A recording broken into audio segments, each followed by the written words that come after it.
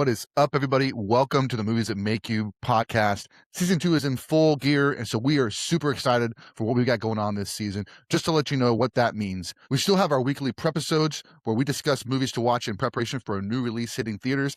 I got my buddy POPpaGoss on those each and every week. Those drop on Mondays at 6 a.m.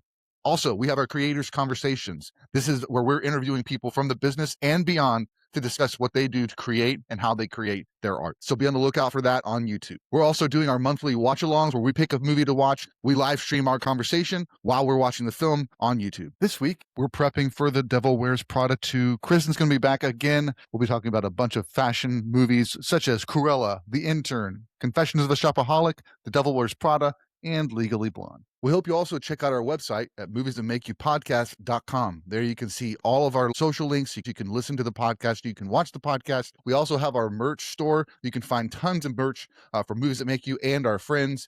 We also have a link to our letterbox where you can see all the movies that we watch in preparation for the new releases, but also the movies that make you laugh, the movies that make you cry, the movies that make you scream, and everything in between. So before we get to this week's episode, let's check out what we got coming up on the Movies That Make You podcast. Tonight, April 27th, 2026, is the 70th anniversary of Godzilla being released in the United States. So tonight, we are going to celebrate that by watching the original Godzilla. POPpaGoss and I are going to jump on a live stream over on our YouTube channel, so check it out.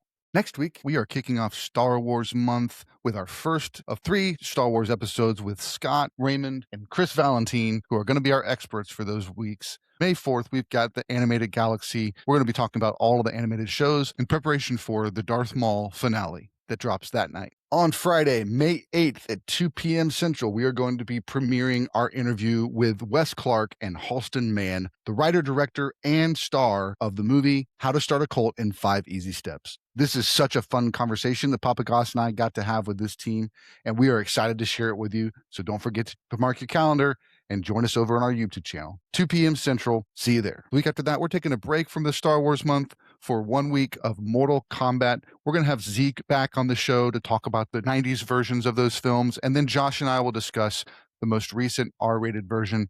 And we're excited for the new one that comes out. We hope you are too. The week after that, we are back to our Star Wars month with the live action shows with Scott, Raymond, and Chris Valentine as we discuss all of the Disney Plus shows in preparation for The Mandalorian and Grogu hitting theaters that Friday. On May 19th, we've got an epic live stream for you guys. We're going to be watching Scream, but we're also going to be prepping for Texas Frightmare that's happening that Friday. We're going to be jumping on around 7 p.m. Central that Tuesday night, and we're going to be inviting POPpaGoss, obviously the co-host of Movies That Make You, but we've got the Horror Green Book, we've got the Spooky Okie, we've got Horror Cat Dad, and we've got Laser Wagon and his buddy that he does the podcast with. So we're super stoked. It's going to be an epic episode. We're going to be talking all things Frightmare, all things horror cons related, and we're super stoked. So hope you're excited. The week after that, we're finishing out our Star Wars month by talking about all the video games. So this will be the Gaming Galaxy featuring Scott Raymond and Chris Valentine back for one final episode of our Star Wars month to celebrate this great franchise. Hope those episodes excite you. So without further ado, let's get to the podcast. We are back with another episode of the Movies That Make You podcast. I'm Sprang. I'm joined by my co-host POPpaGoss, and we got our howdy everyone. We got our special guest here, Kristen, my wife. She was here last week to talk about music for the Michael Prepisode, and she's back this week to talk about fashion because Devil Wears Prada 2 drops this Friday. So we're going to talk about a few movies that fashion plays a big part of the storyline. But before we do that, let's jump in, kind of do a little bit of a catch up. POPpaGoss, how was your week? My week has been pretty good, actually. The weather has changed dramatically. So today it's not cold, but way cooler than it's been. It's been kind of muggy. We had some heavy rain last night.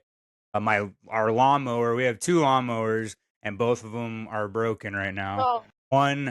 One was here when we moved in. It's like a brand new mower, but the guy who lived here before didn't really use it, and he's in the military, so he moved to Hawaii, and he just kind of left a lot of his big things here at the house. So when we moved in, we had 2 grills, we had 2 lawnmowers, we had a fridge, a washer, all that stuff was already here. So our mower that we have had for 6 years, that has worked. It's a cheaper one, but it works fine. It's just not, something's off. So my neighbor luckily works on cars and stuff next door. So I took it over there, and then he got it to work for a second, but then I tried to start it up. I got the springs replaced, and that didn't work. So he let me borrow his mower yesterday because I was like, man, we got to mow our backyard. Can I? He's like, yeah, man, no problem. So he's gonna take a look. We're gonna try to fix the mower that is somewhat working. But yeah, just kind of hanging out. I haven't really done anything on my channel this week. I think I put out one short showing off. There's a ice cream parlor here in Norman, Oklahoma. And it's horror themed when you walk in. It's called the Ice Creamatory. That's fun. It has like they have like autographs on the wall, and they've got like like a Michael Myers and a ghost face mannequin inside, and a wheel that like you tell your future, what like you spin it. Mhm. It's really cool, and they have all these like different ice cream themes. Like there's like a ghost face one, and there's a Halloween. They have like different themed ones, but I wanted to make a little short showing how cool that because we had never been because we the one time we tried to go there they were like closed on that day of the week, so we got Mhm. there and we're like, oh, bummer. So we were in Norman for the Renaissance Fair last weekend, and that was a lot of fun. On the way home, we were like, "Let's go see if that place is open," and we did. And yeah, it's a cool little spot. So Cool. just been chilling. Nice. Yeah, man. I've been doing a lot of editing for the podcast because we got and had an interview drop earlier, like a couple weeks ago, with Jorge Zulapa. Also edited the interview with Wes Clark and Halston Mann for their work on how to start a cult in 5 easy steps. Yeah, That's going to be great movie. dropping in a couple weeks. And then I also did want to mention too, like we just had a live stream this past Friday to watch One Cut of the Dead. So if you haven't watched that movie, you want to watch it along with us, feel free to jump on there, throw that on while you're watching. And then also a special live stream happening tonight to watch Godzilla. This is the 70th anniversary of Godzilla. And so Nice. of the release, the date of release, people were in the theater watching this for the first time. That's just bonkers to me. So we're going to join them. And so that's been fun for the podcast. I had some sickness this week. And so I was able to get to the urgent care and get a steroid shot and some steroid packs. And so I'm feeling like tons better today than I did the I last time I bet. did this. So it's crazy. Yeah, we never sleep in other rooms, but he was snoring so bad. I was like, sorry, dude, I'm out. Oh man. Guest room it is. Yeah. And then last night I was like, I'm just going to go in there for you so Yeah. you can just rest and not be woken up and all that stuff. Yeah, same That's so here. Like funny. just allergies. I think with all the weather change and the Mhm. wind, and it just has everything's blooming, right? And then the Yeah. wind. And so, anyways, I'm dealing with Yeah, that too. my I sound a little not bad today, but like the last 2 mornings I woke up and I was all stuffed up, but it's mainly allergy. So I took some allergy pills. I'm all right, but yeah, just been I'm on my like third cup of coffee too, so that helps keep my throat lubricated. Yeah. We did actually on Thursday of this week, we went to see the national Semifinals. semifinals for Oh, national nice. college gymnastics, women's gymnastics. And then we're going today. So we're supporting our team. Woo, So they're in the Norman. Final Four again. So hoping that Man, those are sweet. they are fire. Christmas. Yeah. That's awesome. That Yeah, was no, the OU's got one Christmas present this year, and that was it. OU's like we have the Thunder, but like we don't have any other pro teams. So like OU's like no Yeah. matter what sport it is, they're like a pro team here. So Absolutely. Yeah, it's they're fun. great. Yeah. So we got to see Florida. There was a major upset with Michigan. No, Oh wow. Minnesota. Was it in the Minnesota. state. So they didn't even make it to like they weren't even ranked in the top 10, and they made it to the semifinals, and they actually made it to the Final Four. So Holy moly. super stoked to see that today. Yeah. And it's crazy. The rankings are in gymnastics are different than a lot of other sports. Like in football, you can't just count up the score of each game and like say, all right, this is what all the points everybody scored for the year and let's rank them. But that's how gymnastics is. It's data. So it's like each week it can like, shift. Yeah, each Crazy. week how they did, how they participated. It's based on in network or like in conference games, and then there's like 2 or 3 conference games you start. So it's like it's a calculation. It's not like a ranking based on who you competed against. It's just how well did you score. So to have a team that was not in the top 10 schools make it even to the semifinals is a big deal. Yeah, And that's then crazy. they knocked out. Who did they knock out? It was they Miss- knocked out Somebody big. Utah Yeah, in Utah. the semifinal before, and then at the LSU and Minnesota. Yeah. So And Florida. and Florida. So and Florida, I Utah got to in start Oklahoma. getting some Florida gear because Sky Blakely, she's our girl. And Nice. she's great. Her parents are amazing, super cool. But yep. Yeah, we met her parents a few years ago, hmm and her, Sky Blakely, and then we found out after talking to her that she's like an Olympic hopeful, and so like anytime that there's a Florida meet in town, we go and try and see them, and then her parents are always there, so we always get to connect with them. So Super genuine, great Yeah. people. yeah, So- absolutely. But yeah, so super excited for that today. Just hope that everybody does well, stays safe, does their best. Yeah, absolutely. But yeah, One pop reference is I got my Blake Bortles pop in the mail. it came in a found nice Man, box.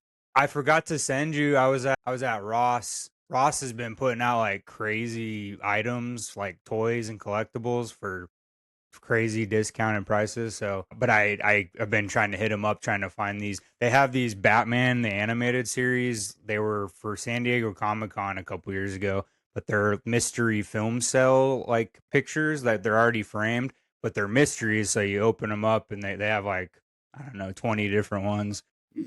But people are finding them at Ross for like $5.99.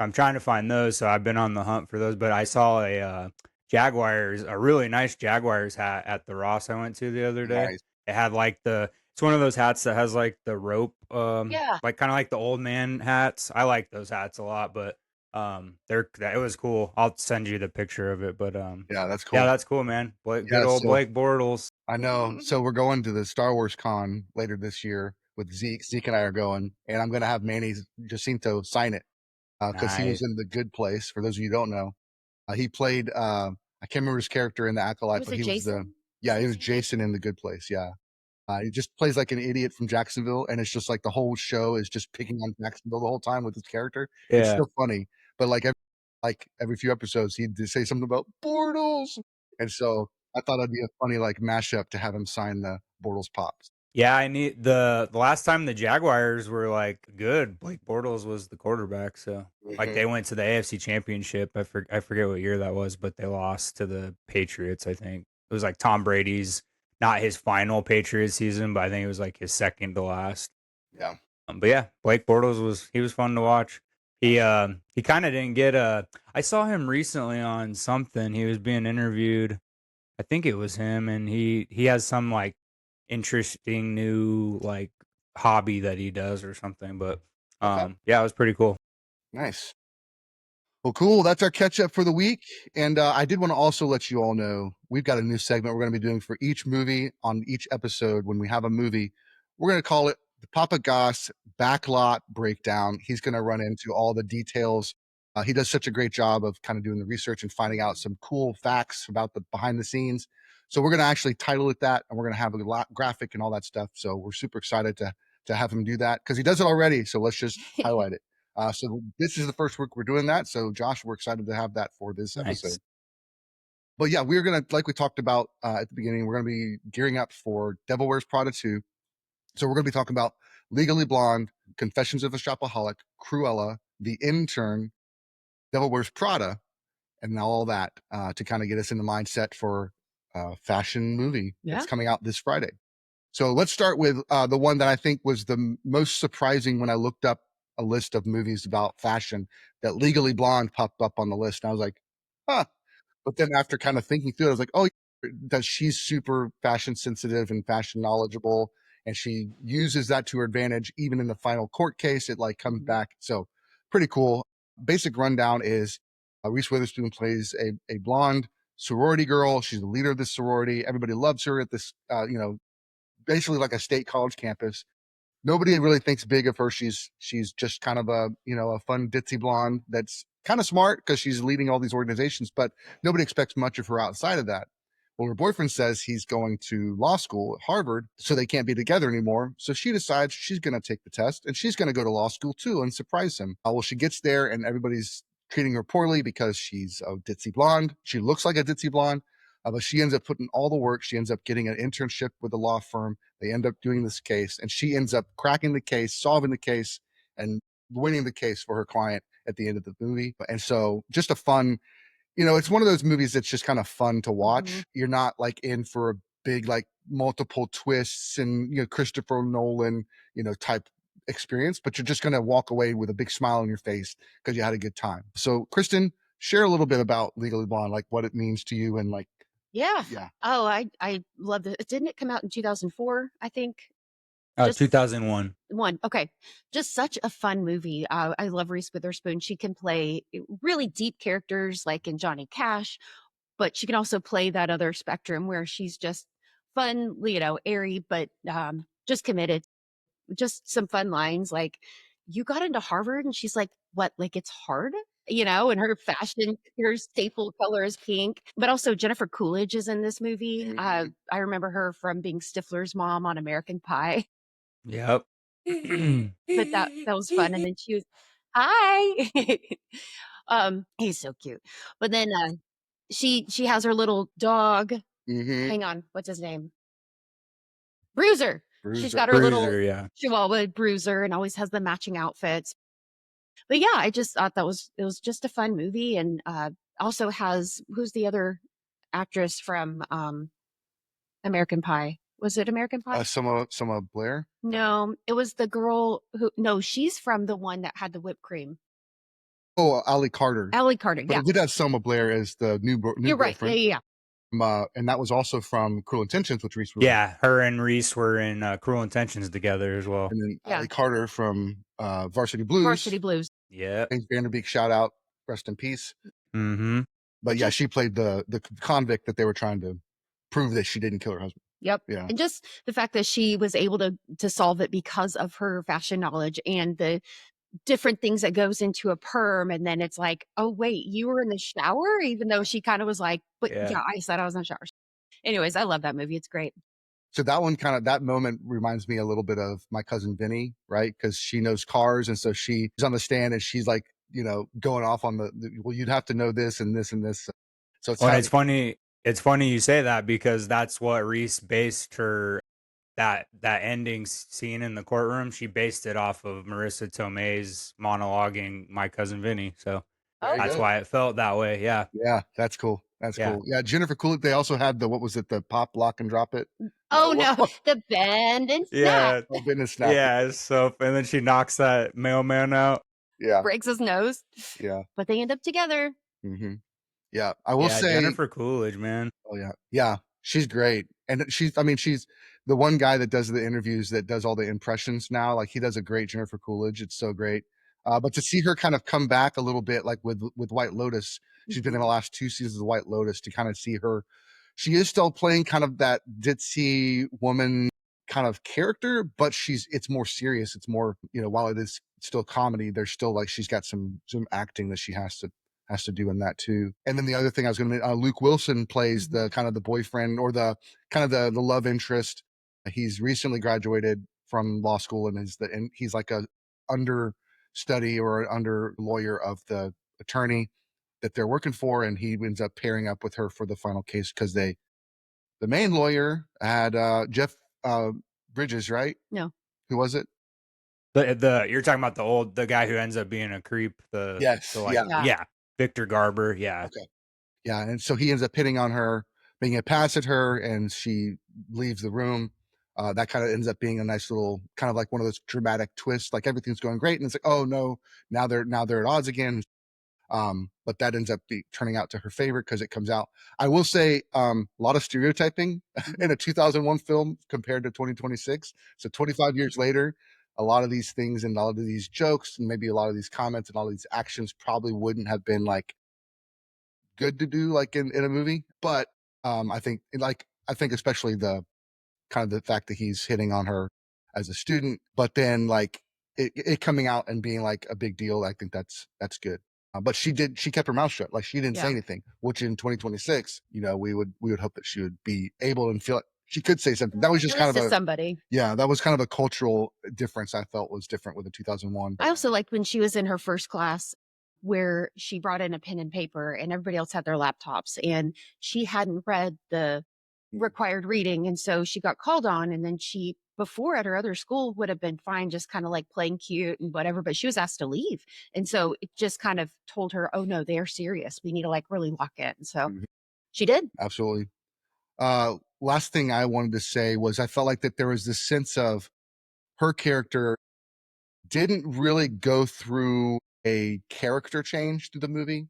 The people around, she is the catalyst for change with the community that she joins. So she's kind of like that. It's kind of like that fish out of water type situation. She's a ditzy blonde now in this really prestigious law school, working with this law firm, working with all these other. So she's the one that's out of water.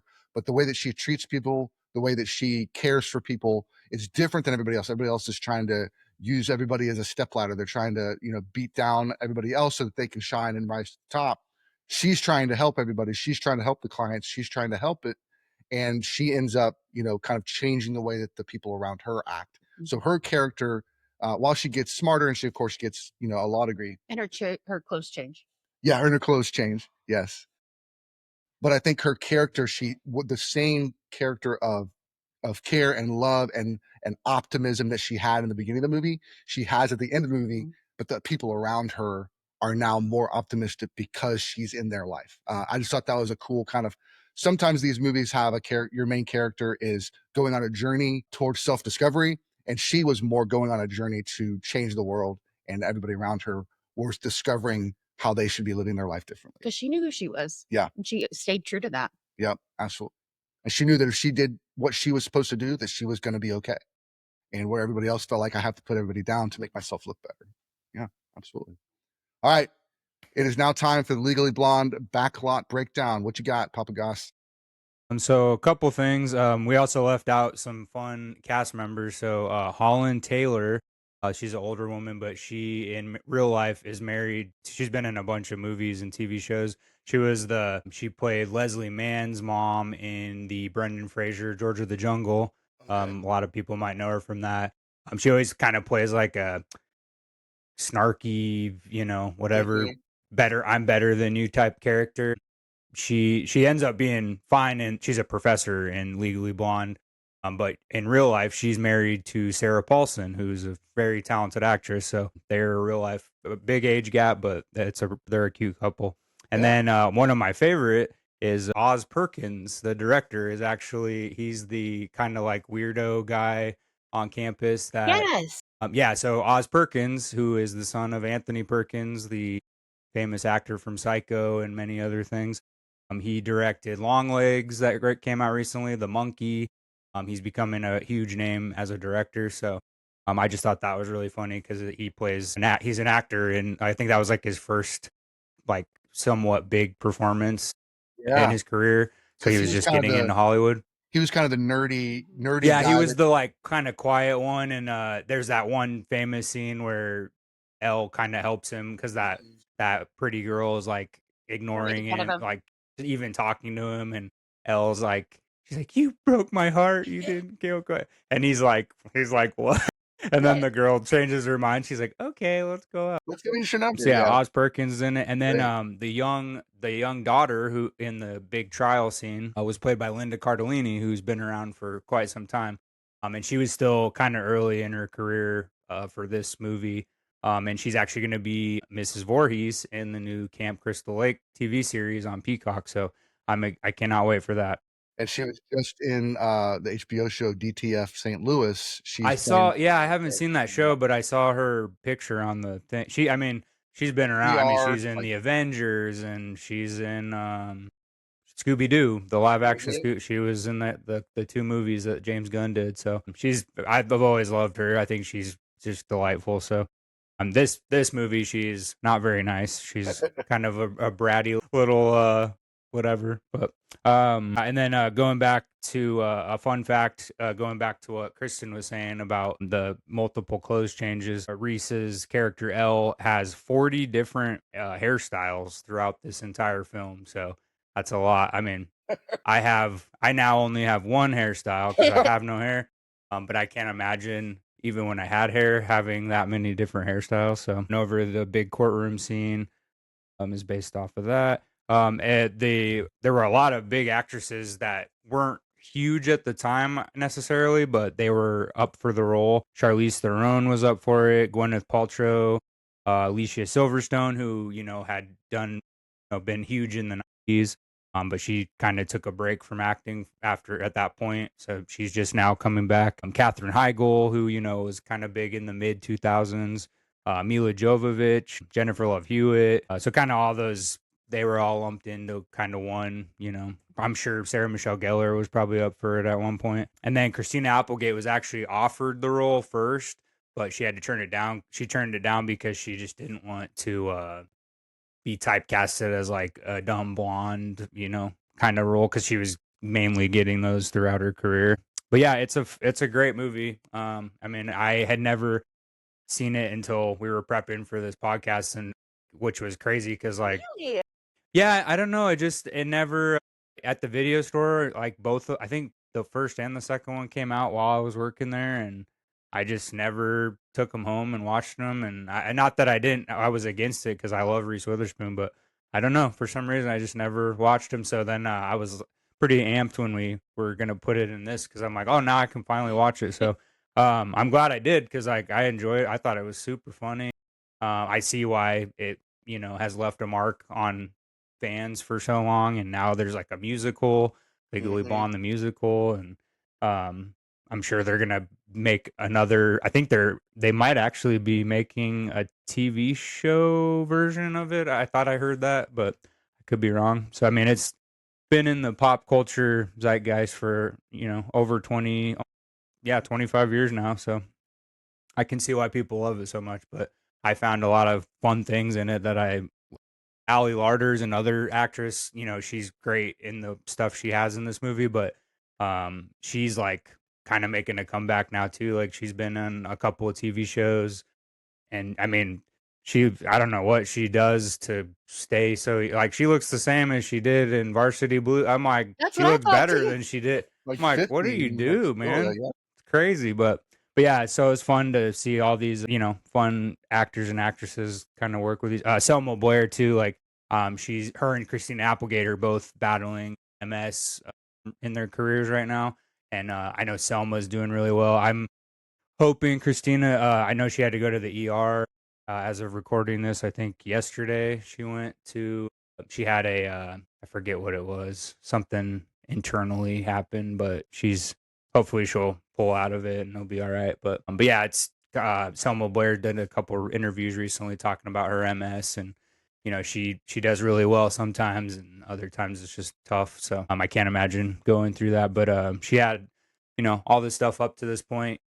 Legally Blonde, Cruel Intentions. I always love her in Hellboy, the Hellboy 1 and 2 with Ron Perlman. So yeah, it's just a fun movie. So I'm glad we got to watch it. Absolutely. So we're going to move on to Confessions of a Shopaholic. This will star Isla Fisher, who plays a young lady who is addicted to shopping. She lives with a roommate. She's not able to pay rent because she's in so much credit card debt. She loses her job. She's trying to get a job at a fashion magazine because she so much loves fashion, and she ends up getting one, but she also ends up just continuing to like buy and buy and buy. She can't say no, and it basically ends up putting her into a very difficult situation. She decides she's going to wisen up and get better, pay off all her debt, and she's going to sell all of her stuff kind of towards the end of the film to try and get back out of the thing. But she does get a job at a major magazine, but it's not fashion. But she starts doing this green girl in the green scarf article that ends up getting a lot of buzz on that magazine, and everybody loves it for her. But it also like just kind of shows her character just kind of continuing to struggle with what it means to It's her own identity. and survive without just being in mounds of debt. So yeah, the fashion ends up being her thing that she leans on, and by the end of the movie, she does grow in this one, as opposed to the Legally Blonde one, where this one she does try to become more of an adult and learn how to be better financial sense. So. Yeah, it was a money magazine that That's she right. started working for. So I thought Isla Fisher did great. She's super cute, just plays that adorable, like you just love her character so well. I think the turning point for her was when she was selling all of her clothes, just trying to pay off the debt. But she sold the maid of honor dress that was for her friend's wedding. And so her friend saw this homeless lady wearing the dress, and she was just torn apart and said, don't come to my wedding. But it was the collection guy like hounding her and calling her and calling her work. And like, it is just kind of comical because they're not people coming after you like that. They'll come after you and your credit score, but they're not going to find where you live and work and like, catch you shopping. So anyway, she does try to join a kind of like Alcoholics Anonymous or NAA group, Yep.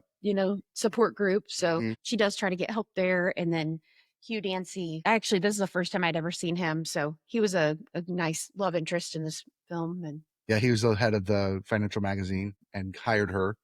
And then we also have known him from The Path, which is a 3 or 4 season show on Hulu with Aaron Paul as the main character and Melissa Monaghan as his wife. And then Hugh Dancy plays the head of the cult that they're all a part of.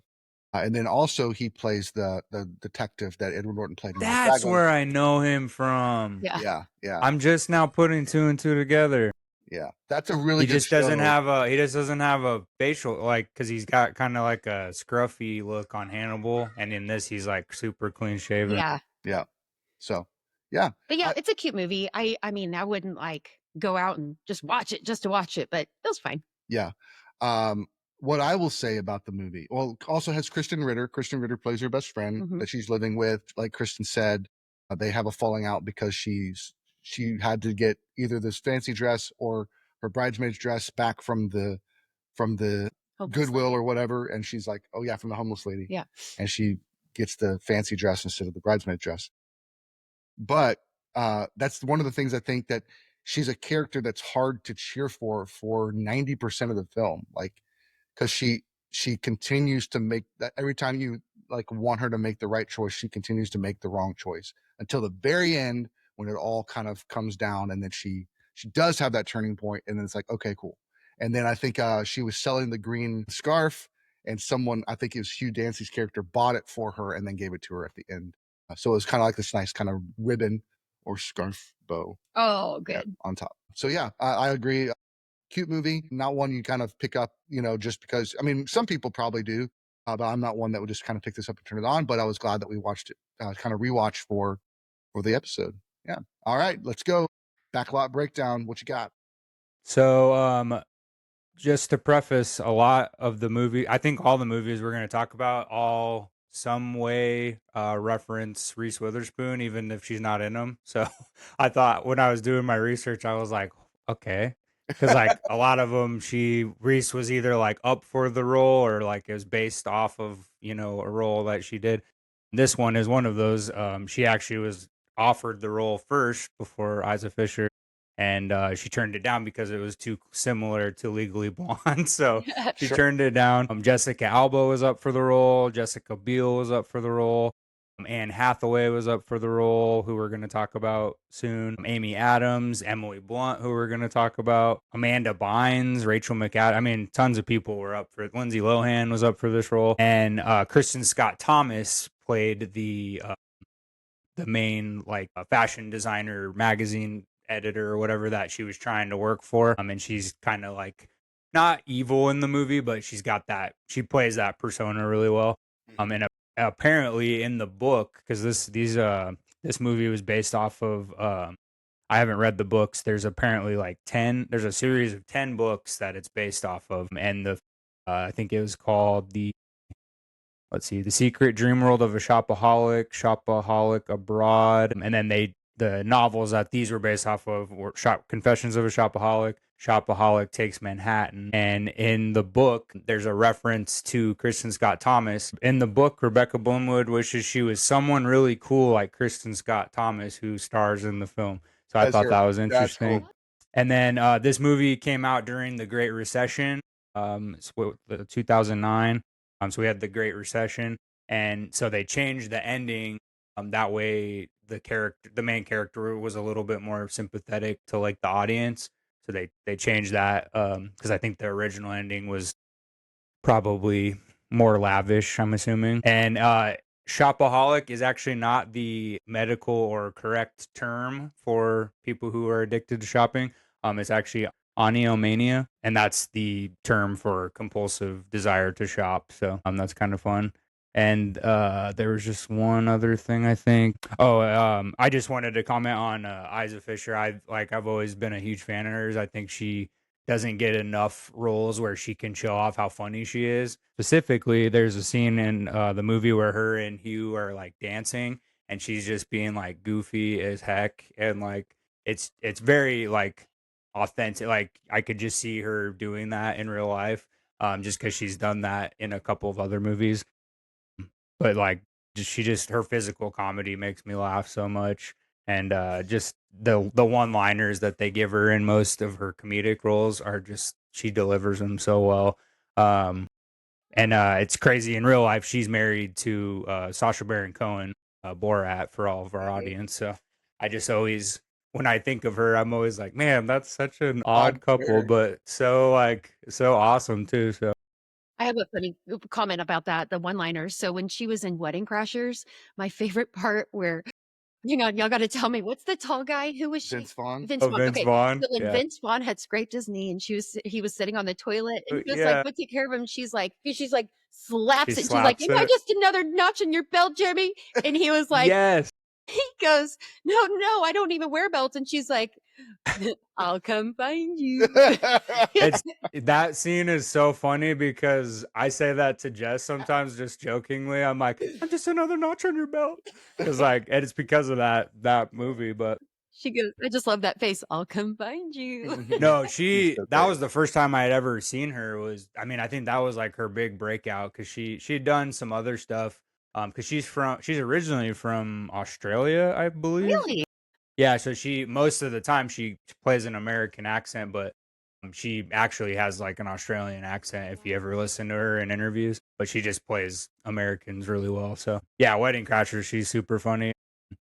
Joan Cusack, who plays her mom in the movie, they have a 14-year age gap. That's it. So like that's kind of funny, but Gotcha. yeah, her parents are played by Joan Cusack and John Goodman, which, I mean, they're legends. So I thought they were really funny in the scenes that they had. Really Um, touching and like very heartfelt. Like yeah, they felt like just great parents that wanted to support her, also wanted to give her yeah. space, like just like trying their best to parent her. Well, and it's a good it has a good message. Like, so many of us struggle with, we might not be like addicted so bad, like, we have to pay off all these things, but a lot of people deal with that, and it not just like with clothes and fashion, it's with everything, like, collectibles, with traveling, people, go into debt just traveling the world and stuff. But yeah, we all kind of deal with it. And I thought this movie did a good job of not being like too silly, but like also taking it a little like there's some serious heartfelt moments as well. But yeah, Isa Fisher is amazing in it, and this was another one that I for years had not seen, and I'd heard so much about it.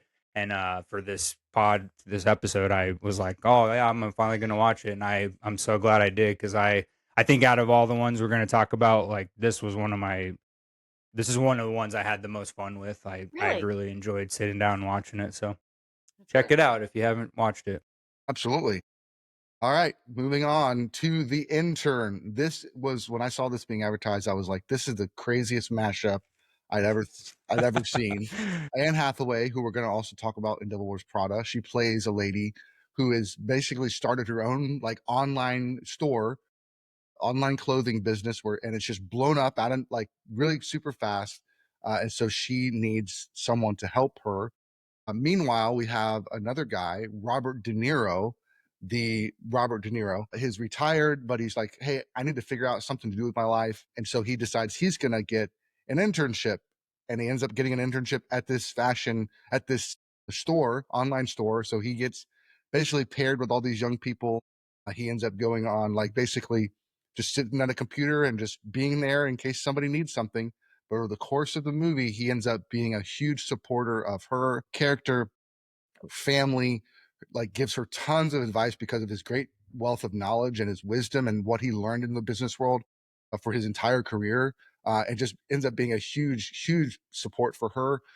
There's lots of drama when it comes to the board. The board is like worried that she may not be the best CEO. And so they're thinking about bringing somebody in, and he supports her that she knows she's the one that understands this. So it's just a lot of cool. Like this one is not as silly as the other two. This one gets it. This one's really just there are some funny parts, but it's really just a nice drama, character work. Anne Hathaway and Robert De Niro just being on point in this film. So yeah, The Intern. Had you seen this one before? I'd seen this movie before and I really enjoyed it. I thought that, I mean, all of the characters did so well, and just the new age and kind of how like Anne Hathaway rode her bike in the store, and just everybody, it just seems very modern. Like what Open, like yeah, open concept. yeah, everybody's just around desks and you can see Yeah, everything. kind of reminds me of like how I've heard Apple has their stores and their company, but there were so many different twists and or like what was that?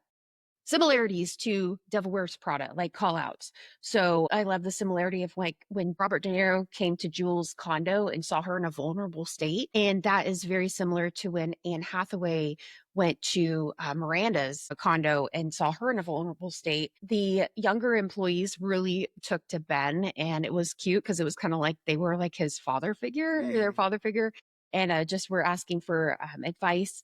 And then also they were asking for clothing advice and like how, hey, how do I look nicer? And he's like, well, tuck in your shirt, put on a belt, that sort of thing. But then also where Harry Potter was the manuscript that Miranda asked for in Devil Wears Prada. And that's what Ben loved to read.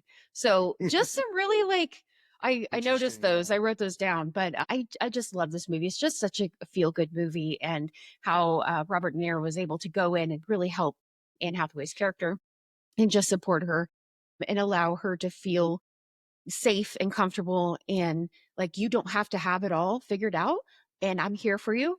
And also she gave him that comfort too of, being able to help somebody. So I've never said this about Robert De Niro.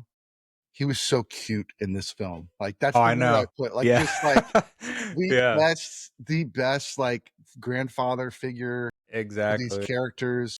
He just played it it felt so natural and authentic. Because we're used to seeing him as a tough guy. We're used to seeing him, Hmm. you meet the Fockers even. Mobster. He's the tough guy in that, he's you know, but then this, he's just so cute and just so caring. And I just love that. I did think it was cool. Like some of the things, like she's the executive, she's the owner of the company, and yet she's still taking turns on the customer service line. I thought that was cool. Like she really wanted this to feel like, hey, we're all just in this together. We're all a family. We're all pitching in.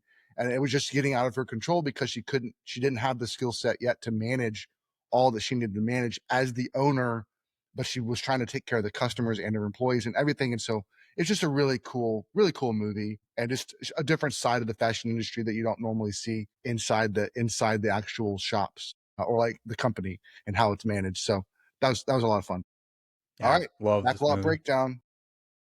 So yeah, this one has a lot of fun stuff. So it was directed by Nancy Meyers, who is very famous director. She's done like The Holiday, which is one of my favorite holiday films every year. I used to watch it with my mom. Like my mom, we love that movie. So that movie means a lot to me. The remake of The Parent Trap with Lindsay Lohan, which is a super famous one that people love.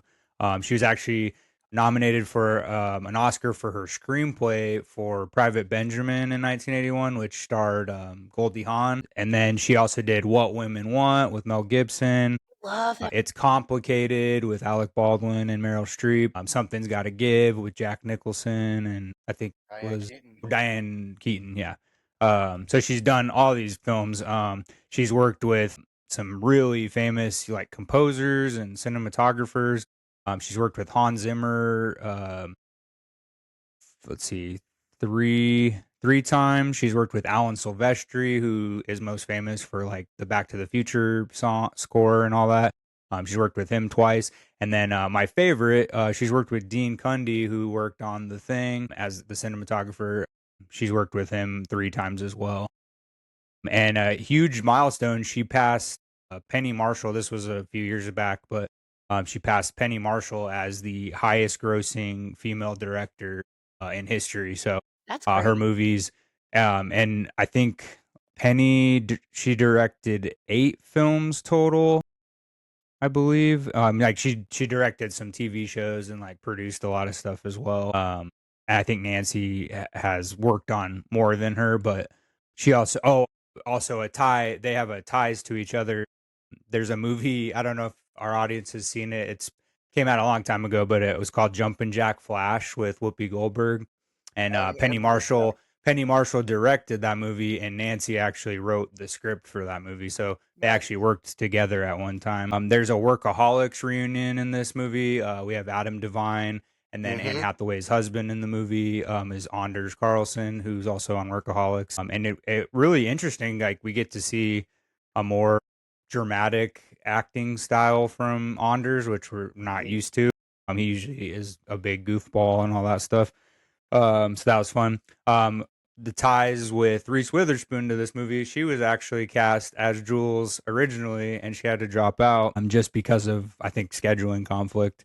But yeah, Reese Witherspoon was originally supposed to be Anne Hathaway's character, so she comes back again. There was some Neat. references to older De Niro movies throughout the movie. There's a scene where he's in the he drives Jules around a lot in the movie, like in Taxi Driver. He does a double fist bump with one of the younger intern guys. That's a reference to Raging Bull. And then his shave, he gets a shave like an actual like blade shave. And that's the reference to the Untouchables, the Nice. mobster movie. So a little bit of De Niro references, and then Renee Russo is in this movie for a little bit as well. She's like Mhm. the in company like massage therapist or whatever, and Yeah. her and Robert De Niro start dating and stuff, and they actually work together in Showtime, which was a movie with De Niro and Eddie Murphy, Yeah. where they do like a cop show or whatever. And then her and De Niro were also in Rocky and Bullwinkle, the live action.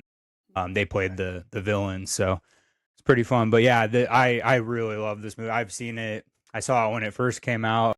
I was still working at the video store. I think I rented it.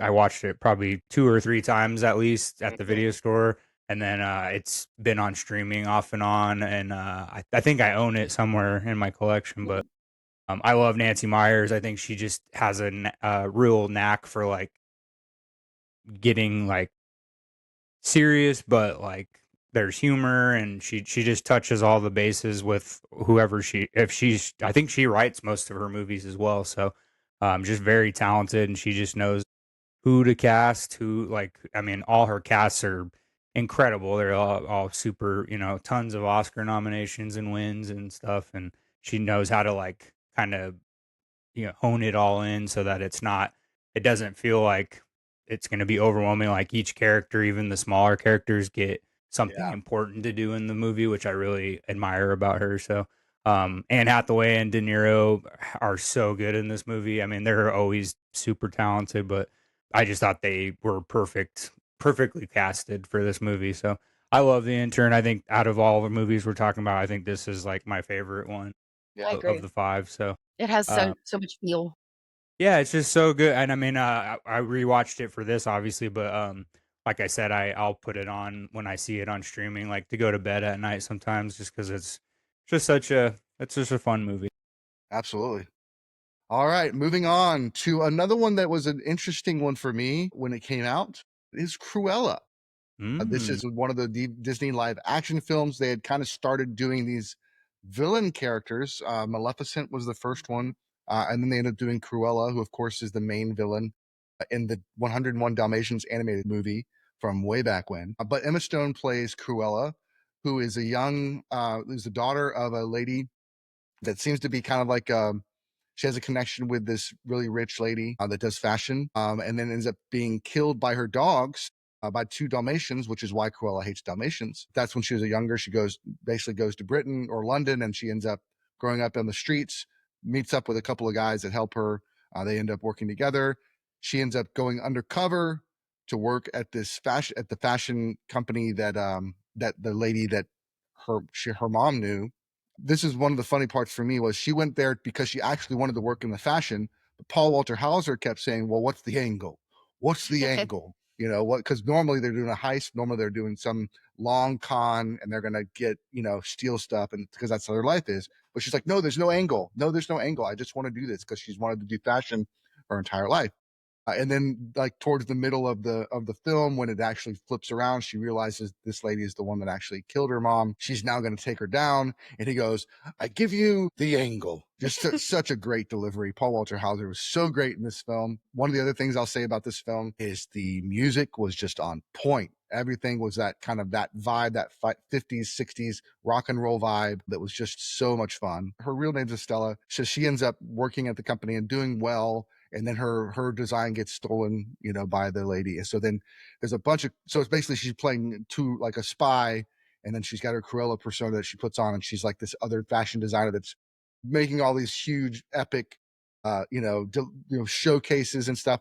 Really great. Visually, this is so great. The one where she's got all the newspaper like clippings as like printed on things. She's just the train of her dress, just ridiculous. And the dumpster. What about the the moth. moths? Like, she made an entire dress out of these beads, and it looks beautiful, but they don't realize that it's actually moth eggs or moth cocoons, and they put it in there with just really clever like choices on like how they were going to continue to take him down. Emma Thompson plays the main bad guy, and she ends up throwing this party at the end to highlight something, and Cruella sends out all these wigs and outfits for everybody to wear at the party, so that they all look like Cruella, to honor her death. And then she ends up showing up and then proving and showing to everybody that she had actually killed her mom, and she was kind of arrested or whatever. And so then Cruella takes over, and now she's the fashionista. Everybody wants to be her. So really, really fun movie. I didn't know what I would think going into it. I think the first time I saw it, I thought it was fine. Watching it again this time, I thought it was I really did have a good time with it. Like I said, all of those set pieces of like her and the setups and the cons. I mean, it felt a little bit like Ocean's 11 a little bit, and it's kind of fun stuff. So I absolutely love this movie. I loved it when we saw it in the theater. Emma Stone just plays such a great role. And honestly, the 101 Dalmatians was one of my favorite movies as a kid. I love dogs, I love animals, but just I have that movie memorized. And so when we saw it in the theater, the character of her playing Cruella, like driving the car, and the Horace and Jasper, they embody those characters so well. It almost looks like the drawings of 101 Dalmatians was based off of these people. And so just the fashion, it's funny. I'm not big into fashion. I don't like name labels or whatever, but I can respect it. And it was just so cool. I would definitely recommend going to see it. The acting was on point. Everybody was just the twists and the turns, and it keeps you engaged. And it was great. Yeah, the one other one I'll call out is there's a moment where I think is when she first jumps on the scene, and there's like a dump truck, and it dumps all these dresses or whatever, and then it pulls away, and she's standing on it, and the train of her dress is taken. But she has the black paint across her face, and it says the future, because she's the future of fashion. I was just like, just visually, just looked cool. so yeah. cool. Like, the whole movie just looked great. It was shot great. It paid homage to the cartoon in such a tremendous way. Yeah. And all of the twists and turns of the con and the tricks and just really fun. Backlot breakdown, Mr. POPpaGoss. Yeah, so I agree with everything you said. I mean, it's super fun. It's kind of sad because when this movie came out, it was like right after the pandemic or during the pandemic, so it didn't even go to theater. Well, it went to theaters, but it was like a small run, and I didn't hear much about it when it came out. Like, I knew Emma Stone was in it, and I saw the previews, but the previews didn't really do it for me. I was like, I mean, I'll watch it eventually. I just don't, whatever. But I'm so glad I did, because I mean, it was not anything like I expected it to be. I mean, it does have ties, obviously, to the like animated film. This one, we get kind of a backstory on why she doesn't like Dalmatians. That it's not really a spoiler, but like the Dalmatians kill her mom or whatever, or she thinks they do or whatever. So she has this disdain because she has other dogs in the movie and she likes those dogs, but Dalmatians she doesn't like for that reason. But yeah, this was directed by Craig Gillespie, who's done some pretty awesome stuff. He did Lars and the Real Girl with Ryan Gosling. He did Fright Night, the remake of Fright Night with Colin Farrell, which I thought was actually pretty well done. I'm a huge fan of the original Fright Night, so that's a big one to take on. He did I, Tonya, and then he's doing Supergirl, which comes out this in a couple months now. So I'm really, after watching Cruella, I feel like Supergirl's in good hands because he's got some really creative shots. There's a scene in the movie that I was just like, my jaw dropped because I was like, that was so freaking cool. And they do like an overhead shot through the top of the I guess the museum or whatever, or the gallery, and then it goes like one by one through like each room. But like I don't know how they did it. Like they come in through the glass ceiling and then they like go through each of the floors and then they go back and then they go all the way back to find Emma Stone. And it's kind of funny because she's like, they make her like a janitor at like that's her first job in the thing. So she's like scrubbing the bathroom at the end of the scene. But it's just visually such a cool scene, and like the thing you said about the different fashion things that they put out. And I mean, what better person to play this character than Emma? I mean, I'm sure she snagged this role without any fight or anything from anybody. So the costumes, I mean, obviously since it's all surrounds fashion, they got an Oscar-winning fashion designer named Jenny Beavan. And she actually worked on Mad Max Fury Road, which she did like a lot of the costumes and stuff for that. And that actually, I think, ended up getting her this job. But she created 277 costumes for Cruella. 47 of those were just for the main character, that's a ton of costumes to make. So shout out to costume designers because that's insane. And then one last thing, the animated character of Cruella de Vil was based off of Alfred Hitchcock's movie The Lifeboat, which if you guys have never seen that, it's a really good one.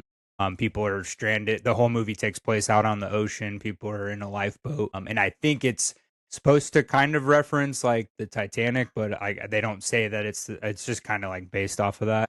But Tallulah Bankhead is the like main actress in that.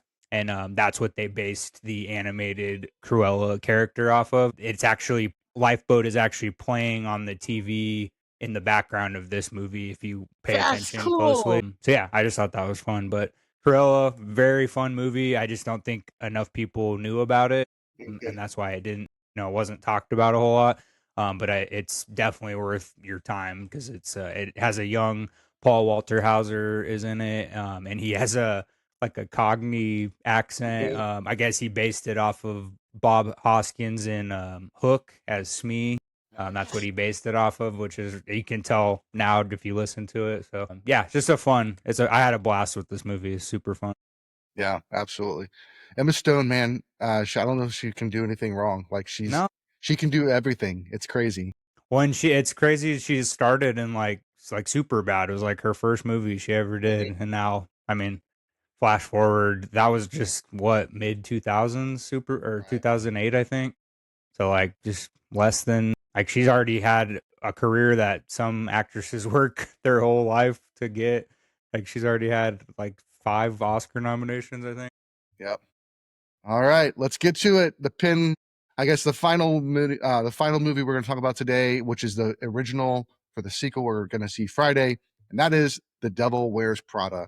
Anne Hathaway plays a Emily, and that's not really her name, but Miranda calls her Emily. Yeah. She doesn't want to bother with memorizing anybody's names. But basically, it's Andrea. Well, people call me Annie, but yeah, Andrea. Yeah, that's good. But yeah, Meryl Streep plays Miranda, who is the head of this fashion magazine, the best fashion magazine in America, basically, is the idea. She's hard to work for. She's terrible at, like, everybody in the whole place is scared of her 24/7. Anne Hathaway's character comes in and she's just kind of like, doesn't care about fashion. She doesn't know how to dress up nice.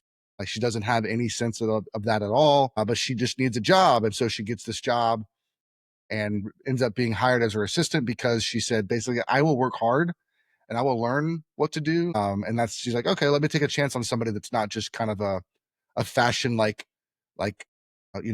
worshiper, like just worships Miranda. Like, let me just find somebody off the street. So it works out, sort of, ends up doing a lot of cool things throughout the whole movie, just proving herself that she knows what she's doing. She knows how to take care of people. She does end up changing her style. That actually causes some tension between her boyfriend and her friends and her as well, just because they feel like she's changing and she's trying to devote her life to, she's trying to do this job well. I will say that ends up being a point of tension for me in the film as well, because it kind of is kind of like for most of the movie, she's having to devote everything to be successful in this. She has to give up everything else in her life because Miranda is so demanding. But it ends up coming back where they do go to this big fashion thing in Paris. There's a lot of twists and turns around who's going to be, if somebody's going to be taking over the company, if something else is going to be happening, all that stuff. And all the twists and turns happen. It actually also stars Emily Blunt as another kind of assistant, the first assistant. I think this was her first movie. And then also Stanley Tucci plays her, like kind of the graphics guy, the magazine layout guy. Like he's the one that knows how to put the pictures and the articles together and all that stuff. And there's a moment that he kind of gets, kind of everything kind of falls apart for him. But he ends up sticking with her because he knows that if he sticks with her, that eventually it'll pay off. But I don't know if it will, because in the second movie, he's still working for her. So we'll see what happens there. But we're excited for the sequel because they're all coming back. Emily Blunt, Anne Hathaway, Stanley Tucci, and Meryl Streep are all coming back. But yeah, kind of a little bit of a summary of it. She goes on a journey, and then by the end, she realizes, I can't do this because this is not what I wanted. This is not what I set out to do. So she ends up quitting and then working for a very small newspaper, which is what she really wanted to do. And Miranda gives her a glowing review. She said, I hate her, but if you don't hire her, you're an idiot. So that's, so she ends up doing that.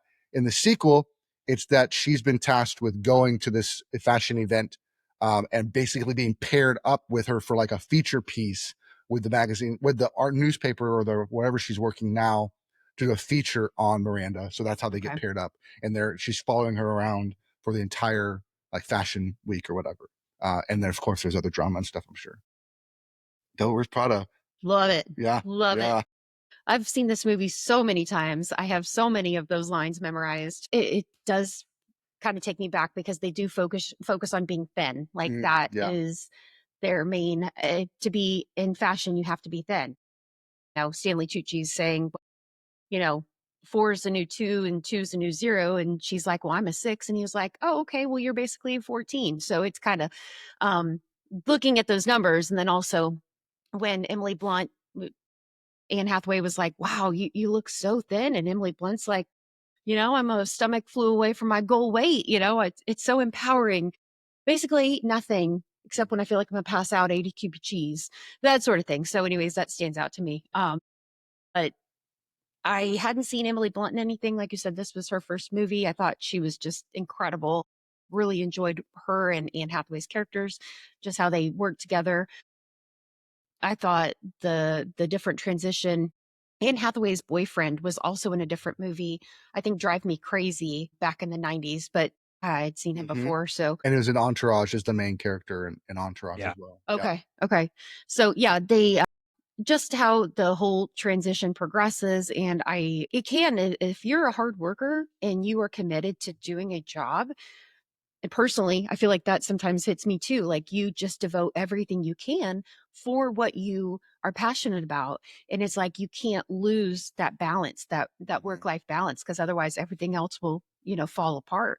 Yeah, I agree. Like, I think that was the tension that I was feeling. I was feeling also the weight stuff, you better dress nice. The only thing that they commented on was that, yes, we should have balance, because she threw her cell phone away and quit. And that was like, she's giving up on that whole like rat race of like constantly giving her life to Miranda. But they didn't say anything about the weight. They didn't say, there's some other things that it's like, it didn't address like the negative aspects of that industry that I think you're calling out. But yeah, it was kind of a constant throughout of that. I did think that the friends should have been more understanding. They know that this is a big company. They know that she's working for a famous fashion magazine owner, like whatever, like every girl would kill for this job. Right. Like the friends like treating her poorly or not understanding that, you can't answer the phone and be a silly voice to Miranda. Like, what are you talking?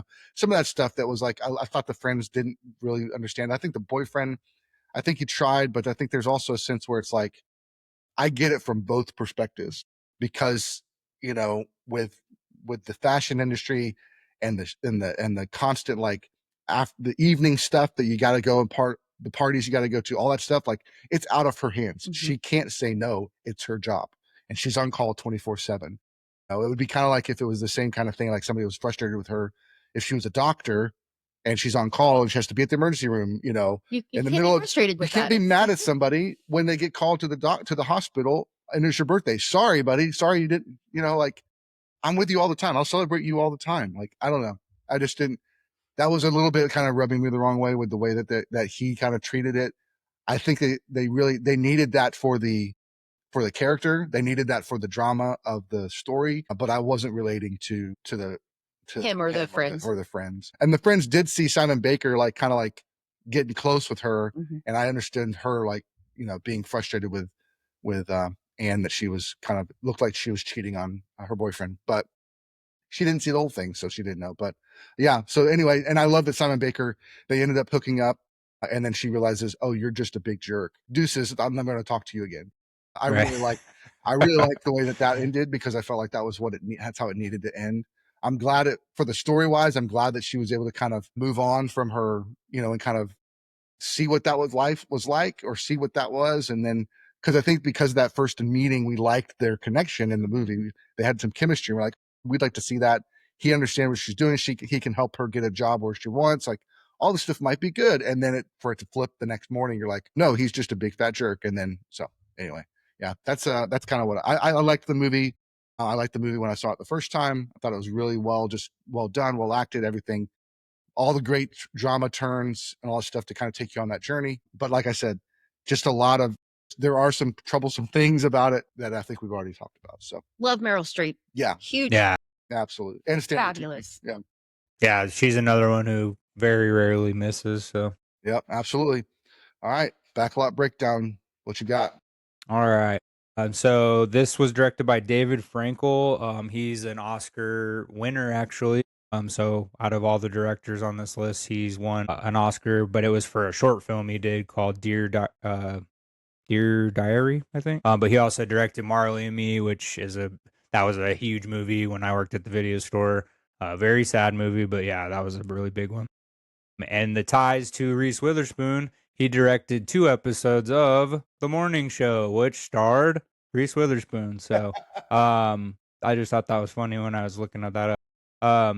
This is the most expensive costume budget in film history at $1 million. They spent $1 million on all the different fashion stuff. Oh my gosh. Meryl Streep's character is based off of Anna Wintour, who's the head of Vogue magazine, and so she was the inspiration for Miranda. And Was she the one that was at the Oscars when presenting? yeah. So she Yeah. went with her, to do promotion and stuff. But it's funny though because she actually was not invited to the premiere of Devil Wears Prada for whatever. I think she got to see an advanced screening, but they didn't invite her for some. I don't know why, but it got Meryl Streep an Oscar nomination. So she's obviously really good in it. It also got an Oscar nomination for best costume, obviously. Patricia Field, but she didn't win. And then, like they were saying earlier, Emily Blunt. This is her breakout film. She actually was discovered on a backlot. She was She was practicing her audition for Aragon, the dragon movie. Mm-hmm. And she didn't end up getting that, I don't think. But one of the producers from Devil Wears Prada was walking by and like saw her like practicing her Aragon audition and loved her. She actually Emily Blunt beat out 100 actresses for this role, and she didn't even really like try. I mean, she was just auditioning for another thing and just by chance got picked. And her husband in real life, John Krasinski, he's one of the diehard fans of Devil Wears Prada. He said he's watched this movie like 80 times or something. But she said people approach her all the time because of this movie. Like they quote this movie quite often. And obviously she's back for the sequel. And then just one last thing.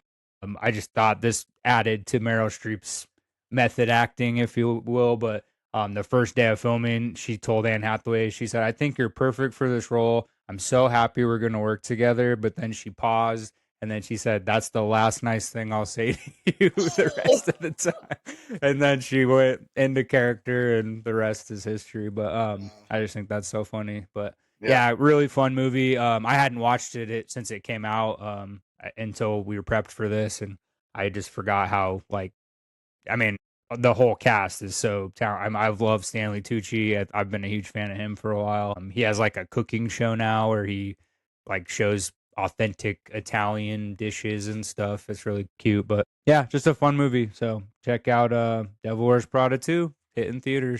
Yes. Very cool. Well, thanks everybody for watching. Thanks, Josh, for being here.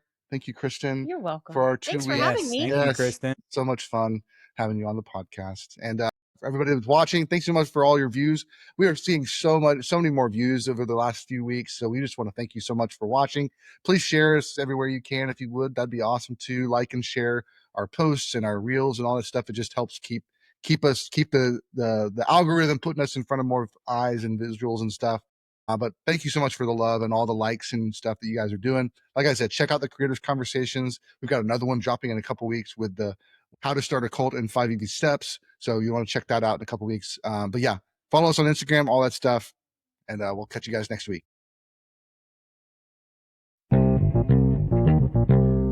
Thanks so much for listening to the podcast. We hope you enjoyed this episode. Don't forget to jump over to our website, moviestomakeyoupodcast.com. See all of our links. Follow us on Instagram so you never miss an episode, a live stream, or an interview. And until next time, keep watching movies.